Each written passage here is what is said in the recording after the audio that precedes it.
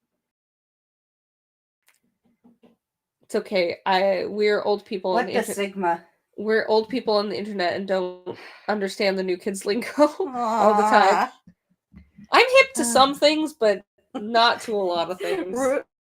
School is whack and so are rules. Pulling up your pants for fools. We were so horrible. We were stricken down with double heart attacks.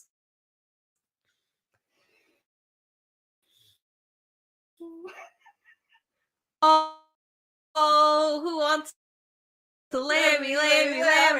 I do. Hi there. I forget the next part. March through the daisies. Don't you forget about don't you forget about the baby. And you gotta do the little thing with your finger. Yes. I think we should go. On that note, listen, I don't think the lightning rods will help when I'm in iron armor standing on top of a mountain. Because I'm an idiot. Oh, that's fair. Oh, mountains. Oh. Okay. On that good note, we seriously need to hang up because we need to make dinner and so we can eat dinner so we can go to bed at a reasonable time. I am actually hungry. I have to drive 6 hours tomorrow. Woo! I want you to stay. No. Oh, okay. How about I just promise to come back? Okay. I'll come out and visit you. How does that sound? I've already bought the ticket. Yes. You're going to come out and visit me for like 2 weeks. Yeah. And you're going to come out and visit me in like a month and a half. So yes. If we have internet, well, we'll have internet at least. There's only one thing that's better. Orange julep? Orange julep. It's better. It's not better. The best, but not it's the best. Better. It's better than mint julep. Better than a kick in the head. Better than hemorrhoids. Better than arsenic. Better than something. That's better than something, that's for sure. That's for sure. Yep. All right. Thank you, ladies and gentlemen of the internet, for joining us on this wild romp. I'm amazed we got through everything on our list, but we did. It was a short list. It was only 2 things. It was only 2 things. And it took us 3 hours, but we did it. Surprised we got through everything on our list, even with it being 2 things. Okay. I love you, everyone. Love everybody. Make good choices, or at least choices that you can live with. It's true. It's true. Sometimes we can't help the choices we make, and sometimes they're bad. But there are choices, and we live with them. And we have to make them. Exactly. Just like Bill. Fucking a triangle. Good night, ladies and gentlemen of the internet. Bye-bye. Bye-bye. Ford that fucked the triangle. Bill fucking a different triangle? You said Bill fucking a triangle. Good night, everybody. Anyway. Bye. Bye.